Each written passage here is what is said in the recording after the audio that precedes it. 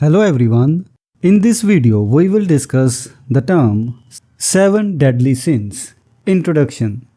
In medieval and later Christian theology, the concept of the 7 deadly sins held significant importance as it was believed that these sins posed a grave threat to the soul, putting the individual at risk of eternal damnation. These sins were considered deadly because they could only be expiated through absolute penitence. The 7 deadly sins were pride, covetousness, lust, envy, gluttony, anger, and sloth. Among them, pride was often regarded as primary, as it was believed to have motivated the original fall of Satan in heaven. Sloth was also considered a grave sin, signifying not merely laziness but a despondent spiritual state that could lead to despair and a loss of hope in achieving divine grace. Theological discussion. Major theologians like Gregory the Great and Thomas Aquinas extensively discussed and defined the 7 deadly sins. These sins were the subject of numerous sermons, serving as a reminder of the importance of living a virtuous and righteous life. Moreover, they played a significant role in medieval and Renaissance literature, often portrayed through personifications and allegorical representations. Role in literature. The first of these sins, pride, encompassed an excessive sense of self-importance and vanity. It was often depicted as the root of all other sins, leading to arrogance and rebellion against God. Covetousness referred to an excessive desire for material possessions and wealth. Lust involved uncontrolled sexual desire and impure thoughts.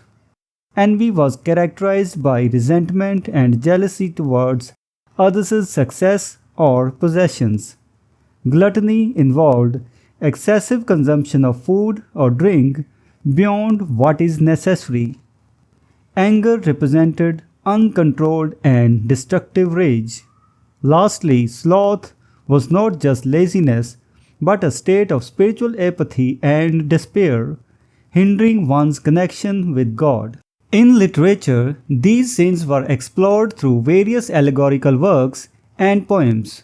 William Langland's Piers Plowman, Geoffrey Chaucer's Parson's Tale, Wilbur Dunbar's The Dance of the 7 Deadly Sins, and Edmund Spenser's Faerie Queene are among the significant literary works that delve into the concept of the 7 deadly sins. The counterbalance. The 7 deadly sins were counterbalanced by 7 cardinal virtues, which included the theological virtues of faith, hope, and charity or love emphasized in the New Testament, and the natural virtues of justice, prudence, temperance, and fortitude derived from ancient Greek moral philosophy. Conclusion. In conclusion, the concept of 7 deadly sins held a central place in medieval and Renaissance Christian theology, highlighting the importance of leading a virtuous life and avoiding sinful behavior. These sins were extensively discussed by major theologians and served as a subject of exploration in numerous sermons and literary works of the time. So this was the discussion on the term 7 deadly sins. We will meet in the next video and discuss some other term. Until then, goodbye and thank you. Hello everyone. Welcome to this series on literary terms and literary theory. If you want to study the notes and MCQs related to this term, you can click the link given in the description. We are also going to start our online and offline classes for UGC NET for English literature very soon. So stay connected with us.